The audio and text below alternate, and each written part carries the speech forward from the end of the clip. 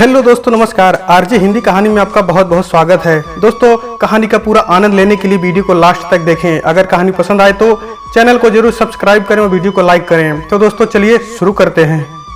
जैसे ही प्लेन के पहियों ने रनवे को छुआ, नीरज के दिल की धड़कनें तेज हो गई। वह 3 साल बाद माँ के बेहद जोर देने पर अपनी बहन के विवाह में शामिल होने के लिए इंडिया आया था। इससे पहले भी कितने मौके आए, पर वो काम का बहाना बनाकर टालता रहा। लेकिन इस बार वो अपनी बहन सिया को मना नहीं कर सका। दिल्ली से उसे पानीपत जाना था, वहां फिर उसकी याद आएगी। वो सोच रहा था कि यह कैसी मजबूरी है, वो उसे भूल क्यों नहीं जाता। क्यों, आखिर क्यों? कोई किसी से इतना प्यार करता है कि अपना वजूद तक भूल जाता है। प्रतिमा अब किसी और की हो चुकी थी, लेकिन नीरज उसकी जुदाई सह नहीं पाया था। इसलिए पहले उसने शहर और फिर एक दिन देश ही छोड़ दिया। भूल जाना चाहता था वो सब कुछ। उसने खुद को पूरी तरह बिजनेस में लगा दिया था। पलकों पर नमी सी महसूस हुई तो उसने इधर उधर देखा। सभी अपनी अपनी सीट पर अपने ख्यालों में गुम थे। नीरज एक गहरी सांस लेते हुए खुद को नॉर्मल करने की कोशिश करने लगा। बाहर आकर उसने टैक्सी ली और ड्राइवर को पता समझाकर पिछली सीट पर सिर टिकाकर बाहर देखने लगा। तभी उसका मोबाइल बज उठा। नीरज रौनक का नाम देखकर मुस्कुराया और बोला, बस पहुंच ही रहा हूं। नीरज जब अपने सभी अरमानों को दफनाकर खामोशी से लंदन आया था, तो कुछ ही दिनों बाद उसकी मुलाकात रौनक से हुई थी, जो अपनी कंपनी की तरफ से ट्रेनिंग के सिलसिले में लंदन आया हुआ था। दोनों के फ्लैट पास पास ही थे। इसी बीच रौनक का एक्सीडेंट हुआ तो नीरज ने दिन रात उसका ख्याल रखा, जिस कारण दोनों एक दूसरे के अच्छे दोस्त बन गए। रौनक ट्रेनिंग पूरी करके भारत लौट आया। फिर कुछ दिनों बाद उसका विवाह भी हो गया। अब दोनों फोन पर बातें करते थे। दोस्ती का रिश्ता कायम था। रौनक के बार बार कहने पर नीरज ने उससे मिलते हुए पानीपत जाने का प्रोग्राम बनाया। रौनक के बारे में सोचते हुए नीरज ने टैक्सी ड्राइवर को पैसे देकर डोरबेल बजा दी। कुछ ही पलों में रौनक का मुस्कुराता चेहरा गेट पर नजर आया। रौनक ने कहा, सॉरी यार, तुम्हें लेने एयरपोर्ट नहीं आ पाया। कोई बात नहीं, बस अचानक आने का प्रोग्राम बना। मम्मी की जिद थी कि बहन की शादी में जरूर आऊं। एयरपोर्ट से ही मैंने तुम्हें फोन किया था, सोचा तुमसे मिलता जाऊं। सच पूछो तो घर वालों के साथ साथ मुझे तुम्हारी दोस्ती, तुम्हारा प्यार भी खींच लाया है, नीरज ने मुस्कुराते हुए कहा। रौनक मुस्कुराता हुआ नीरज के गले लग गया। फिर बातें करते करते रौनक नीरज को ड्राइंग रूम में लेकर आया। कैसा लगा मेरा घर? रौनक ने पूछा। बहुत शांति है तुम्हारे घर में, लगता है स्वर्ग में रह रहे हो, नीरज ने कहा। ऑफ कोर्स, लेकिन बस एक ही अप्सरा है इस स्वर्ग में। और फिर दोनों के ही हंसी से ड्राइंग रूम गूंज उठा। थोड़ी देर बाद रौनक उठकर अंदर आया और फिर गोद में एक बच्चे को लेकर आया और बोला, नीरज इससे मिलो, यह रवि है। नीरज ने उठकर रवि को गोद में ले लिया। बच्चा था ही ऐसा कि देखकर उस पर प्यार आ जाए। रौनक, खाना तैयार है, कहते हुए वह गुलाबी साड़ी में अंदर आई तो नीरज को लगा जैसे दिल की धड़कनें अभी बंद हो जाएंगी। और फिर वह अचानक उठ खड़ा हुआ। रौनक ने कहा, नीरज यह प्रतिमा है, तुम्हारी भाभी। प्रतिमा की नजरों में पहचान का कोई भाव नहीं था। प्रतिमा ने कहा, आप बैठिए ना, रौनक आपको बहुत याद करते हैं। और आज तो आपके फोन आने के बाद से आपकी ही बातें चल रही हैं। बेवफा, धोखेबाज। नीरज मन ही मन उसके अनजान बनने पर कुढ़ कर रह गया। प्रतिमा मुस्कुराते हुए रौनक के पास बैठ गई। फिर कहने लगी, रौनक, खाना मैंने टेबल पर लगा दिया है। रवि के सोने का टाइम हो रहा है, मैं इसे सुला कर आती हूँ। और वह बच्चे को लेकर अंदर चली गई। रौनक कहने लगा, नीरज, इस घर की सारी खूबसूरती और शांति प्रतिमा से है। उधर नीरज सोचने लगा कि इस बेवफा को वो एक पल में गलत साबित कर सकता है। नीरज के दिल में प्रतिमा के खिलाफ नफरत का तूफान उठ रहा था। कुछ जख्म ऐसे होते हैं जो दिखाई देते हैं, लेकिन दिखाई ना देने वाले जख्म ज्यादा तकलीफ देते हैं। बीते दिनों का एहसास एक बार फिर नीरज के मन में जाग उठा।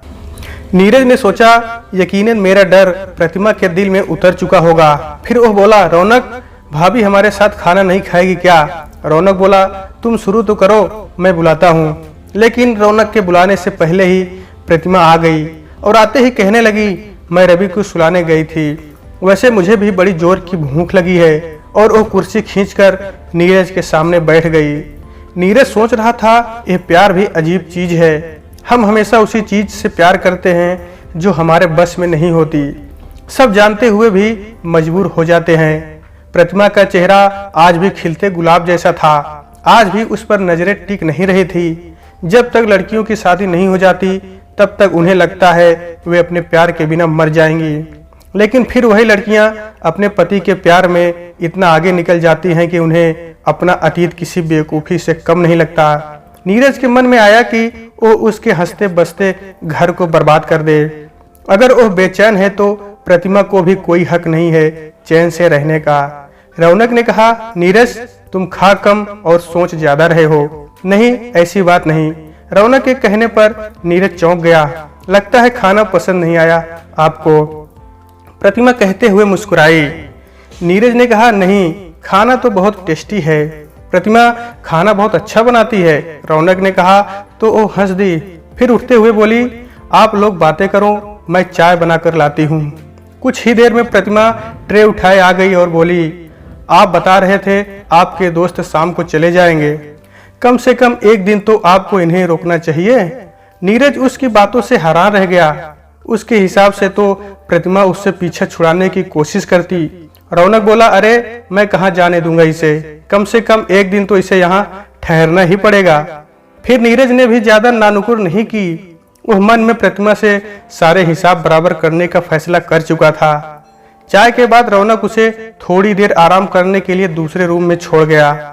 नर्म बेड, ठंडा कमरा। अभी लेटकर आंखें बंद की ही थी कि प्रतिमा एक बार फिर सामने आ गई, जिसे वर्षों बाद भी मन भुला नहीं पाया था। लेटने के बाद नीरज अपनी पुरानी यादों में खो गया। उस दिन उनके पड़ोस में जो नया परिवार आया था वह प्रतिमा का ही था। जल्द ही नीरज की बहन सिया की प्रतिमा से दोस्ती हो गई। अक्सर उसकी प्रतिमा से मुलाकात हो जाती थी। कभी कभी नीरज भी उन दोनों की बातों में शामिल हो जाता था। गपशप के दौरान नीरज को लगता है कि प्रतिमा भी उसे पसंद करती है। उसकी आंखों के पैगाम प्रतिमा के दिल तक पहुंच जाते।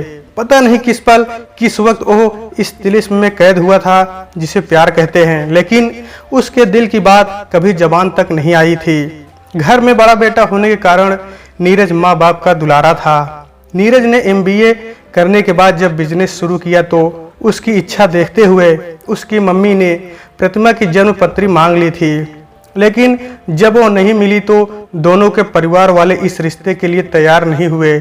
नीरज के तन बदन में आग लग गई। वो इस अंधविश्वास के कारण प्रतिमा से दूर नहीं रह सकता था।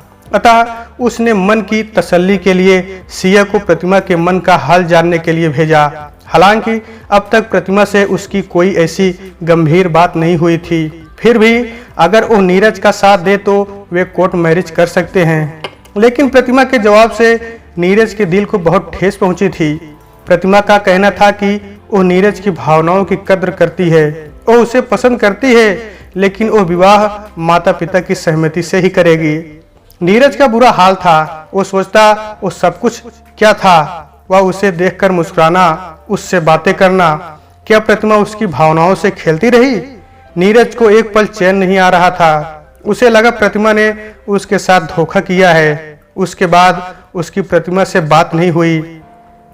धीरे धीरे प्रतिमा ने घर आना भी छोड़ दिया। अब नीरज का यहाँ दम घुटने लगा था। कुछ दिनों बाद वो लंदन आ गया। कभी कभी उसे लगता कि शायद ये एक दिमागी कमी है जिसे इश्क कहते हैं। अतीत में खोए नीरज को कब नींद आ गई पता ही नहीं चला। जागने पर नहाने के बाद नीरज ने स्वयं को फ्रेश महसूस किया। सारी थकान खत्म हो चुकी थी। दरवाजा खोलकर वो बाहर आया।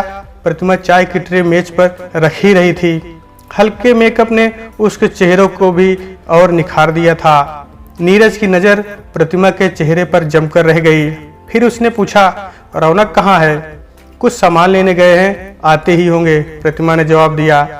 तुम चाय में साथ नहीं दोगी क्या? नीरज का बेचैन दिल एक बार फिर उसके लिए मचलने लगा। आप लीजिए, मैं किचन में बिजी हूँ, कहकर प्रतिमा किचन की तरफ बढ़ गई। नीरज सोचने लगा, आखिर थी ना बेवफा औरत, कैसे टिक सकती थी मेरे सामने? मगर मैं इतना बेवकूफ नहीं हूँ प्रतिमा, ये तुम्हें जल्द ही पता चल जाएगा। और फिर अंदर की ईर्ष्या ने उसे ज्यादा देर बैठने नहीं दिया। प्रतिमा किचन में थी और वह किचन के दरवाजे पर खड़ा उसे देख रहा था। क्या देख रहे हैं आप? प्रतिमा लगी तो काम में थी, लेकिन ध्यान नीरज पर ही था। नीरज बोला, तुम जैसी लड़कियां प्यार किसी से करती हैं और शादी किसी और से, कैसे बिताती हैं ऐसा दोहरा जीवन? प्रतिमा काम करते हुए बोली, आप मुझसे क्यों पूछ रहे हो? तुम इतनी अनजान क्यों बन रही हो? तुम मुझे क्यों बेवकूफ बनाती रही? क्या मैं इतना पागल नजर आता था तुम्हें? नीरज की तेज आवाज पर प्रतिमा ने हैरान होकर उसकी तरफ देखा, फिर आंच धीमी की और नीरज की आंखों में देखती हुई बोली, नीरज, आपकी पहली गलतफहमी यह है कि मैंने आपको बेवकूफ बनाया। मैंने आपसे कभी थोड़ी बहुत जो बातें की वो मेरी गलती थी, लेकिन वे बातें प्यार मोहब्बत की तो थी नहीं। आपने अपने आप को किसी भ्रम में डाल लिया शायद। जब मेरे मम्मी पापा ने आपके रिश्ते को मना किया तो मुझे बहुत दुख हुआ था, लेकिन ऐसा नहीं कि मैं खुद को संभाल ना सकूं। मैंने फिर आपके बारे में नहीं सोचा। नीरज ने कहा, तुम झूठ बोल रही हो। तुमने सिया से क्यों कहा था कि मैं तुम्हें अच्छा लगता हूँ, लेकिन तुमने मेरा साथ नहीं दिया। जब मैं पूरी तरह तुम्हारे प्यार में डूब गया तो तुमने मेरा दिल तोड़ दिया। रौनक के जीवन में आने से पहले तुमने एक खेल ना जाने कितनों के साथ खेला होगा। नीरज, प्रतिमा गुस्से से बोली, शायद आप जानते होंगे कि रिश्ते तो हर लड़की के लिए आते हैं। आपका भेजा हुआ प्रपोजल कोई अनोखा नहीं था। फर्क सिर्फ इतना था कि मैं आपको जानती थी। मैंने सिया को बताया था कि आप मुझे बुरे नहीं लगते। आप बुरे थे भी नहीं। एक अच्छे इंसान में जो खूबियां होनी चाहिए वे सब आप में थी, लेकिन जब मेरे मम्मी पापा की मर्जी नहीं थी तो मैं आपका साथ देने की सोच भी नहीं सकती थी। अगर मैं माँ बाप की मर्जी के खिलाफ आपका साथ देती तो एक भागी हुई लड़की कहलाती, और ऐसे प्यार का क्या फायदा जो इज्जत ना दे सके। मैंने आपके बारे में सोचा जरूर था, लेकिन आपसे प्यार कभी नहीं किया। आप शायद एक तरफा मेरे लिए अपने दिल में जगह बना चुके थे, इसलिए मेरी शादी को आपने बेवफाई माना। कुछ समय बाद मेरी रौनक के साथ शादी हो गई। यकीन करें, मैंने आपके साथ कोई मजाक नहीं किया था। उसके बाद मैंने कभी आपके बारे में सोचा भी नहीं। रौनक का प्यार मुझे उनके अलावा कुछ और सोचने भी नहीं देता। प्रतिमा की आवाज में रौनक के लिए प्यार भरा हुआ था, और नीरज सोच रहा था वह कितना बेवकूफ था अपने एक तरफा प्यार में। मैं अपने जीवन का इतना लंबा समय बर्बाद करता रहा। क्या सोचने लगे नीरज? प्रतिमा ने पूछा। किचन की तपिश ने उसके चेहरे को और भी खूबसूरत बना दिया था। काश तुम मेरी प्रतिमा होती, तुम्हारी यह खूबसूरती मेरे जीवन में होती, मेरा प्यार एक तरफा ना होता। फिर अचानक शर्मिंदगी के एहसास ने नीरज को घेर लिया कि ये सब वो अपने दोस्त की पत्नी के बारे में सोच रहा है। प्रतिमा ध्यान से उसके चेहरे के उतार चढ़ाव को देख रही थी। वो उसे चुप देखकर बोली, आप ड्राइंग रूम में बैठिए, यहाँ गर्मी है, मैं अभी आती हूँ। नीरज चुपचाप हारे कदमों से ड्राइंग रूम में आ गया, जहाँ रवि अभी तक खेल रहा था। कुछ देर में प्रतिमा भी आ गई और वहीं बैठ गई। दोनों काफी देर चुप रहे। दिल ने एक बार फिर उकसाया तो नीरज बोल उठा, अगर मैं रौनक को बता दूं कि मैं तुम्हें जानता हूं, बल्कि प्रपोज भी कर चुका हूं तो? कहकर नीरज ने उसके चेहरे पर नजरें जमा दी। प्रतिमा की गहरी आंखों में पल भर के लिए उलझन छा गई। फिर धीरे से बोली, यह जो पुरुष होता है ना, बड़ा अजीब होता है। अच्छाई पर आए तो फरिश्तों को भी मात दे दे, और बुराई पर आए तो शैतान भी पनाह मांगे। आपका दिल जो चाहे वो करो। आप अपने अधूरे प्यार का गुस्सा मेरे शांत जीवन को खत्म करके उतारना चाहते हैं। रौनक के सामने मेरा अपमान करना चाहते हैं, जबकि आपका और मेरा ऐसा कोई रिश्ता था ही नहीं। क्या मेरा अपराध यही है कि मैंने अपने मम्मी पापा की इच्छा के बिना आपका साथ नहीं दिया? कहते कहते प्रतिमा की आंखें बाहर आई। वो ठीक कह रही थी। नीरज के दिमाग को उसकी बातें स्वीकार थी, लेकिन उसका दिल अब भी नहीं मान रहा था।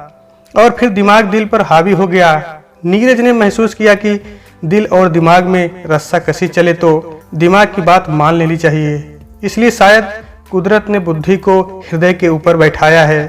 प्रतिमा की बातों ने नीरज को शर्मिंदा कर दिया था। उसका मन ग्लानि से भर उठा। अपनी छोटी सोच पर उसे कुछ बोला ही नहीं गया। फिर हिम्मत करके बोला, मुझे माफ कर दो प्रतिमा, मुझे ऐसा नहीं करना चाहिए। मैं गलत सोच रहा था। फिर दोनों थोड़ी देर चुपचाप बैठे रहे। कुछ ही देर में रौनक आ गया। फिर सब ने खाना खाया। दोनों दोस्त बीते दिनों की बातें दोहराते रहे। प्रतिमा काम समेटती रही। नीरज के चलने का समय आया तो रौनक गाड़ी निकालने लगा। प्रतिमा बोली, आप फिर कब आएंगे? नीरज ने कहा, शायद अब कभी नहीं। प्रतिमा बोली, क्यों नहीं आओगे? नीरज ने कहा, तुम्हें मुझे अपने घर बुलाते हुए डर नहीं लग रहा है क्या? मुझे डर क्यों लगेगा? प्रतिमा ने हैरानी से पूछा। मैं तुम्हारा कोई नुकसान कर दूं तो? कहते हुए नीरज मुस्कुराया। प्रतिमा बोली, मुझे पता है आप ऐसा कभी नहीं कर सकते। ओह क्यों? अब हैरान होने की बारी नीरज की थी। इसलिए कि आप बहुत अच्छे इंसान हैं। आप रौनक के दोस्त हैं, जब चाहे आ सकते हैं। प्रतिमा, बहुत शांति है तुम्हारे घर में, तुम्हारे जीवन में। मेरी कामना है कि ये हमेशा रहे। कहते हुए नीरज की आंखें भर आई। आप भी घर बसा लें, ऐसी शांति आपको अभी मिल जाएगी। प्रतिमा की आंखों में खुशी दिखाई दे रही थी। विरोधी भाव के तूफान से जूझने के बाद नीरज का मन पंख सा हल्का हो गया था। उसकी इतने दिन की गलतफहमी दूर हो चुकी थी। मन का बोझ उतरने पर बड़ी शांति मिल रही थी उसे। यही विकल्प था दीवाने मन का। नीरज को लगा इतने वर्षों की थकान जैसे खत्म हो गई है। प्रतिमा के घर से निकलने के बाद वो हंसते हुए अपने घर की तरफ चल पड़ा। तो दोस्तों, आज के वीडियो में बस इतना ही। कहानी आपको कैसे लगी कमेंट बॉक्स में जरूर बताइएगा। अगर कहानी पसंद आई है तो कृपया चैनल को जरूर सब्सक्राइब करें और वीडियो को लाइक करें। तो दोस्तों, आपसे फिर मिलते हैं अगले वीडियो में। तब तक के लिए नमस्कार।